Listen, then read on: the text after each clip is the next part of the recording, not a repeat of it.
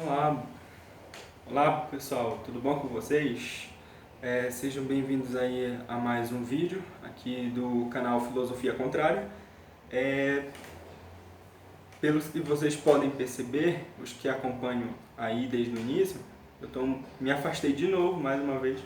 E isso decorre de uma sequência de fatores. E um deles, eu diria assim, não ofendendo o pessoal do entretenimento, mas é pelo simples fato de eu não fazer parte do entretenimento. Como assim? O entretenimento é uma coisa ruim? Não. Pelo contrário, eu amo entretenimento. Porém, entretenimento é uma coisa que, apesar de não ser, vamos dizer, fácil, é uma coisa simples. Como assim?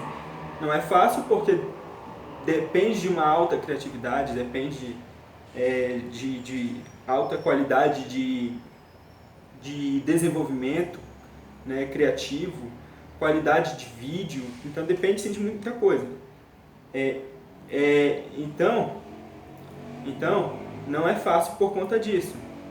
Realmente é complicado como qualquer outro tipo de meio. Porém, é simples pelo simples fato de que algumas pessoas já são criativas. Então, assim, por razão delas já serem criativas, delas já terem uma mente, vamos dizer, mais soltas, então o que acaba sendo difícil é realmente, vamos dizer assim, a parte de inovar. No caso do meu tipo de vídeo, eu acredito assim que o difícil não é ter conteúdo, porque conteúdo assim como a área de entretenimento não falta coisa, eu diria que a área a área intelectual ou a área de educação também não falta coisas. Entretanto, o cuidado com aquilo que você vai falar, o cuidado com aquilo que você vai publicar, com aquilo que você vai transportar para as pessoas, tem que ser muito maior mesmo. Porque quanto menos cuidado a pessoa tem com o que ela fala, com o que ela envia para os outros em relação à educação, em relação ao intelectual, ela prejudica a todos de uma forma imensa. Seja quando é em razão de vestibular, seja quando é em razão política, seja quando é em razão religiosa, seja no que for, ela prejudica imensamente. Então, com todo esse cuidado, eu evito falar quando eu não tenho certeza. Não que eu não tenha conteúdo, leitura, não, eu tenho e muito, mas acho que inclusive pelo meu início, pela minha ainda falta de experiência, eu prefiro às vezes evitar para de repente falar uma coisa que eu não tenho certeza, ou uma coisa que eu posso depois me arrepender totalmente, né? Então devido a isso, né, com esse cuidado, com essa preocupação com que eu passo, é que às vezes eu posso demorar e às vezes demora até muito mesmo. Mas aqui eu quero iniciar esse vídeo falando sobre esse título. A dúvida, né, na filosofia, o ato de questionar dentro da filosofia. No início, com a filosofia pré-socrática, a principal pergunta dos filósofos pré-socráticos, a pergunta era o que é. Essa era a pergunta principal dos pré-socráticos. O que é? O que é a matéria? O que é isso? O que é aquilo? O que é o ser? O que é... Na verdade, era principalmente voltado para a natureza em si. Não era nem muito para o ser, muito para a pessoa, mas para a questão da natureza. O que é a natureza? O que é... Calma aí, pessoal. Deixa eu abrir aqui.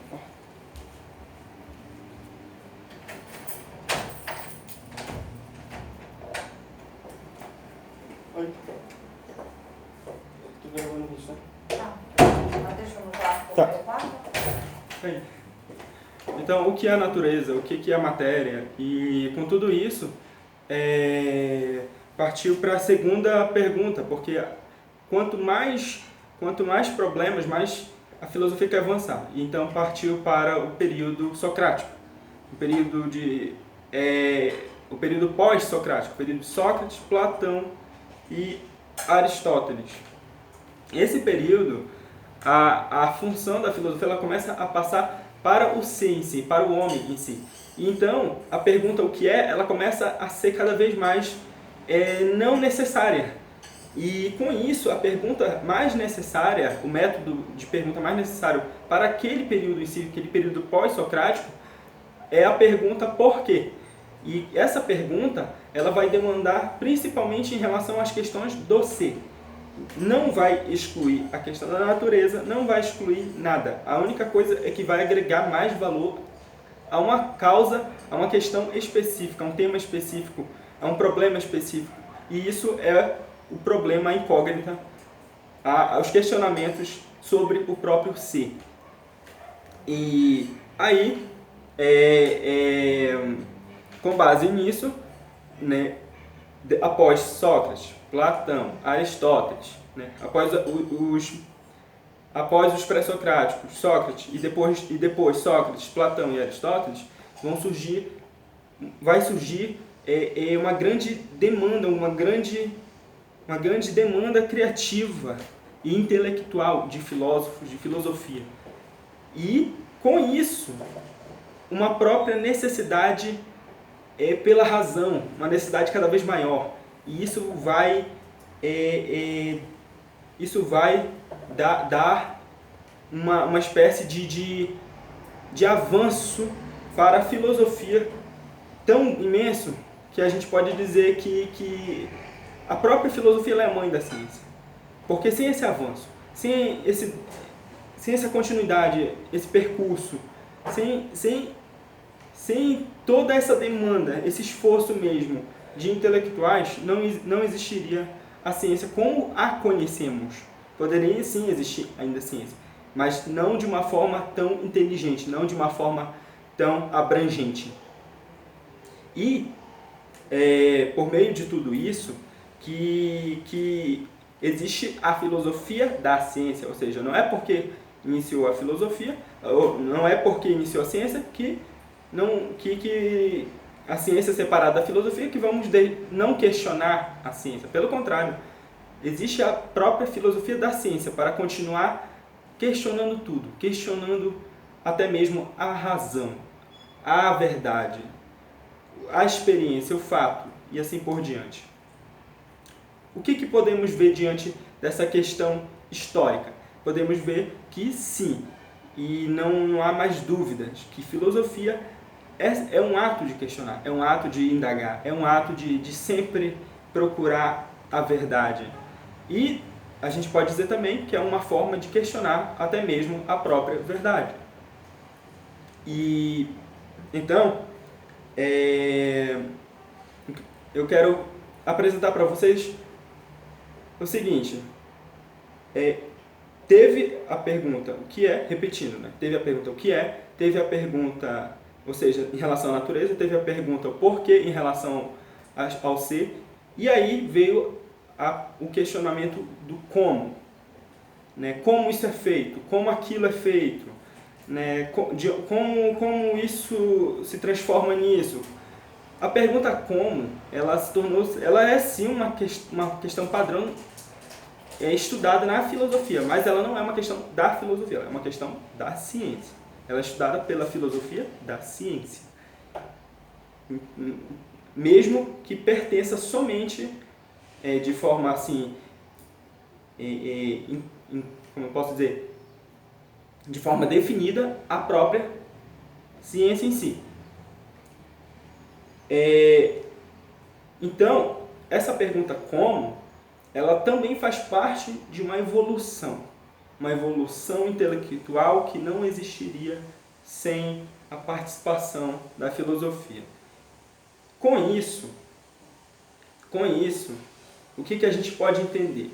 Que sem aqueles métodos que Sócrates tinha, aqueles métodos de chegar numa verdade e colocar essa verdade depois em dúvida. Fazer o seu discípulo chegar na alta verdade, na verdade absoluta, entre aspas, e depois colocar a própria verdade, fazer o seu próprio discípulo questionar a própria verdade que o seu discípulo tinha concluído. Então, sem essa base, sem essa vontade, essa continuidade, enfim, essa prevalência do ato de questionar, que Sócrates nos entregou, que inclusive René Descartes, que pôs em dúvida tudo que estudava, tudo que entendia. E aí chegou ao ponto, inclusive, que o próprio René Descartes colocou em dúvida até mesmo a própria existência. E depois ele concluiu através das dúvidas dele que a ideia da existência seria uma verdade por meio da seguinte frase, por meio da seguinte famosa frase: penso, logo existo, ou em latim, cogito ergo sum.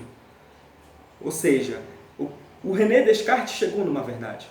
Ele chegou numa verdade que, inclusive, para ele já era, de uma certa forma, permanente, porque se eu duvido, eu penso, e se eu penso, eu existo. Mas, até o próprio René Descartes colaborou muito com a ideia do questionamento, com a ideia de duvidar de tudo. Por quê? Porque até mesmo depois de chegar na sua verdade, ele questionou a sua verdade, dando a hipótese de que poderíamos não realmente existir, mas que tudo poderia ser um simples irracional sonho. Ou seja, a ideia racional dele acabava se tornando muito fora de contexto para algumas pessoas, claro, para outras se tornando um bom contexto, se tornando algo racional, mas ao mesmo tempo algo absurdo, porque certas pessoas alguns não aceitavam a ideia da existência e outros não aceitavam a ideia de que tudo poderia ser um simples sonho. Para alguns,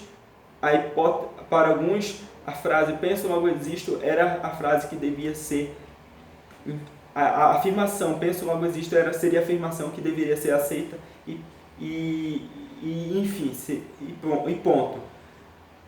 Então, mesmo as verdades mais absolutas, metaforicamente falando, que os filósofos, que os intelectuais, que os pensadores, que os sábios chegaram, até mesmo essas altas verdades, eles mesmos questionavam. Então, filosofar ou então estudar filosofia não é necessariamente alcançar a verdade, mas é procurá-la imensamente, intensamente, profundamente e procurá-la sem parar, procurá-la a todo momento. Com o objetivo não de encontrá-la exatamente, mas com o objetivo de se aproximar dela, com o objetivo de se tornar cada vez mais um pensador, um intelectual, um filósofo, ou mesmo um grandioso sábio. Então é isso, pessoal. Obrigado aí que assistiram. Deixe suas sugestões para os próximos vídeos. Deixe suas opiniões sobre a minha fala, sobre a minha apresentação aqui para vocês, ou até mesmo as próprias críticas. Obrigado e até o próximo vídeo.